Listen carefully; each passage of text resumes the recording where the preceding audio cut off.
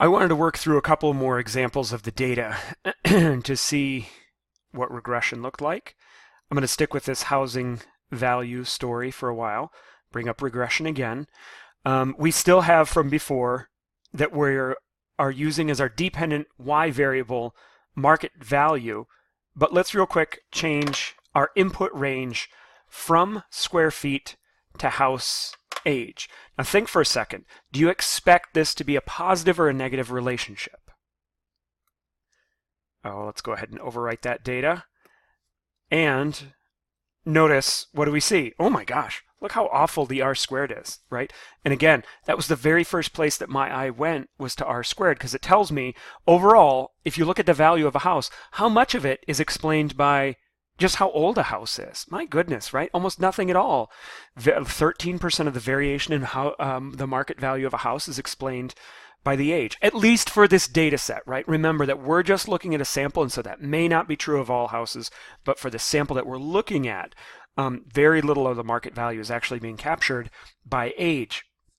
Notice that, does this number look familiar right here?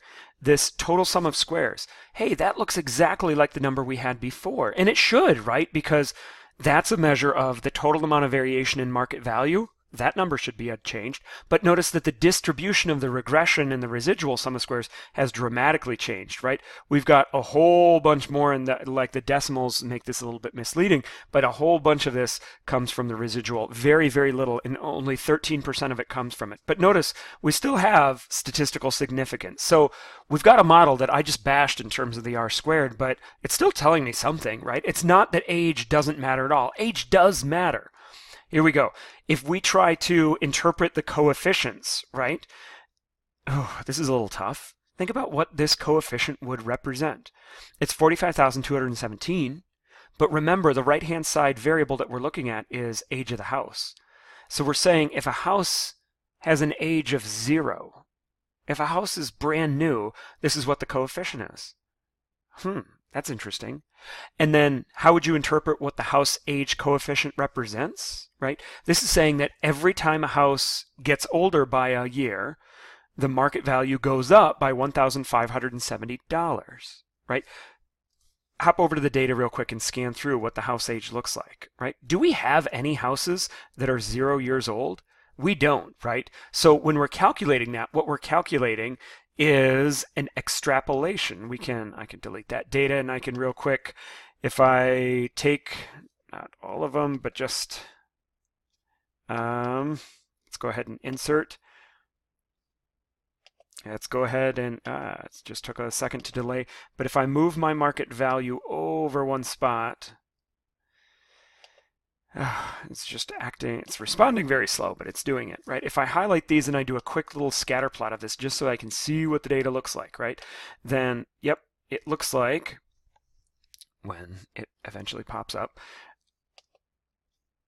it will look like there we go. It was just being a little temperamental, but here we go. Notice it's a strange picture, isn't it? Because again, think about what kind of data we have in terms of house age. Gosh, a bunch of those numbers are in the 20s and 30s, right? And so we don't have any brand new houses. What this vertical intercept was representing was the value of the line of best fit all the way over here, but we don't have any data that's over here, right? We have a term for that. When we look at an estimation that's outside of the range of data that we actually have, we refer to that as extrapolation, right? And so it's a number, but it doesn't mean a whole lot because it's way outside of the range of what we're looking for. But for this, it does look like there's a little bit of an upward trend for this sample of housing, meaning that as house age for this group goes up by 1 year, the market value is going to increase by 1,570.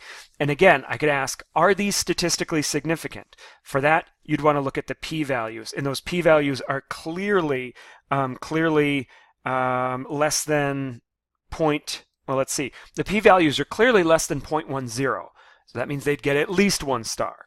Both of them are less than 0.05. So they'd get 2 stars. But are either of these statistically significant if our level of significance alpha was 0.01? No, they wouldn't be, right? So I would leave, if I were to write this out by hand, I would include 2 stars, right? So again, those are the main things that we should be looking at, and we should be thinking about how we could maybe use this information as either a consumer, or if we're working for a firm that's involved in the area or something like that. Okay, there's one other thing that I wanted to do before I completely left this home market value. Let's go ahead, go again under data, data analysis, regression, and I forgot I had adjusted where all these things were, so now I got to go back. Let's move market value back to its original place, and then let's go ahead and delete that column so that we're back to what the original data looks like.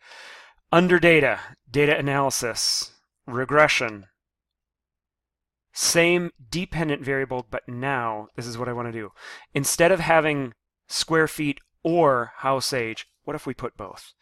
Right? And so again, all that I'm doing is I've got to make sure my variables are all next to each other, but all I need to do is just highlight both of the sets of data, and then let's go ahead and do that, and of course override it. Yeah, sure.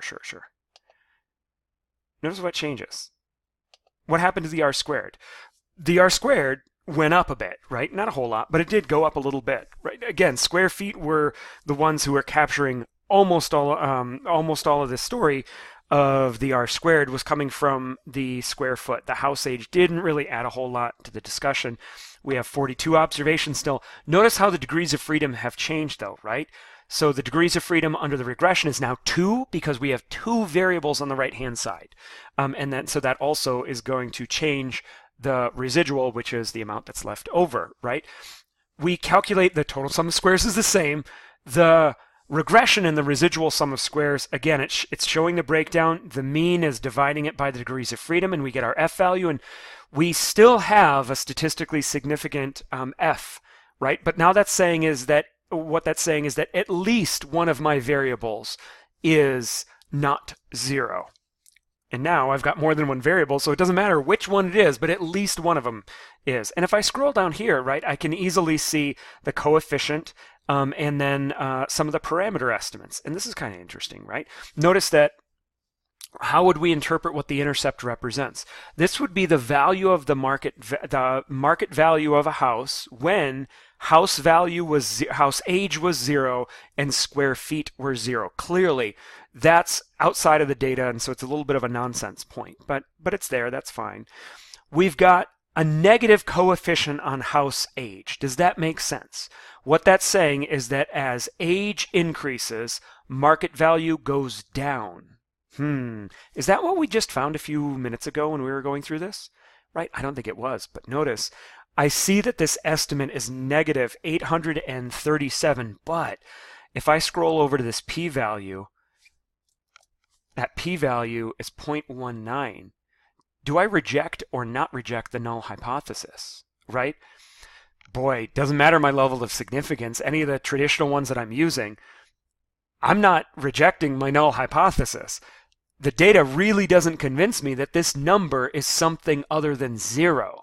Yeah, it estimates it as a negative value, but I can't be convinced from the data that it's a different enough number that it's not 0. So really, I'm thinking that house age doesn't matter. It's indistinguishable from 0 statistically, right?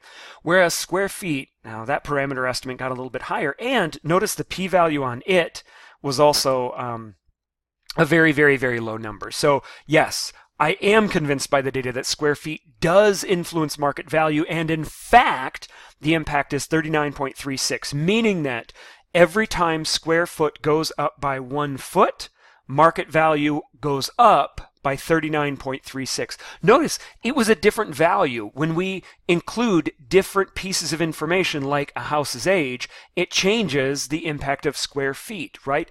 In our earlier model, the age of a house would have been part of the error term, but now we're explicitly modeling it, and it can have an impact on what the parameter estimates are.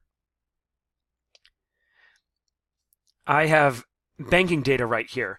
that I have pulled up just to very, very briefly talk about one of the things that we could do, right? So this is looking at a number of different locations, and for each of those locations, what's the median age? What's the median education and the median income? And house value and wealth. And then for the bank, what's the average balance, right? How strongly do you think average balance is related to average age? Could we explore that with regression real quick? Let's go ahead and, again, under my data analysis, regression, the way that I phrased this was, can we explore the impact of age on balance? What should I put in my Y then, right? I should put bank balance. So I've got F4 all the way through F4 through the bottom of the list. I have 106 observations. Oof, this got messy.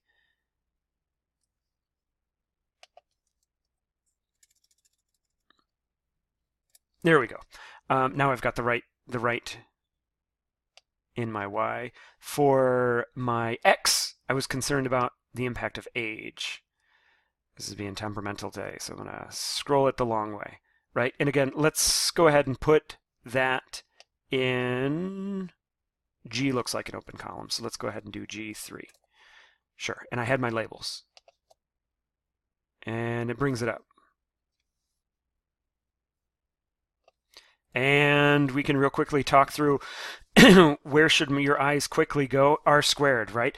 If you look for a branch, the average bank balance, 31% of the variation in a bank balance at a location is explained by the variation in the age of the customers. Interesting, right? And again, this sum of squares, all this stuff, not all that interesting, but I do want to glance here and make sure I've got statistical significance. Sure. And then I want to think about my coefficient estimates, right? So these are the things that I would write out. Notice that my intercept, again, it's a little bit of a nonsense because each of these median age of these different branch locations, no one's going to have a median age of 0. And so that coefficient estimate on the intercept, I get a negative value, but I'm not really that fazed by it because it's not really meaning anything. It's outside of my data. However, this one, age, 1,265, and I check, is it statistically significant? Yes, it is. So it's not 0. It is a value that is not 0. How do I interpret what this value represents, right? What this is saying is that on average, when the median age at a location goes up by 1 year, we'd expect that the average bank balance were to increase by $1,265, right? And so you could also think about how that might be useful to somebody working in banking.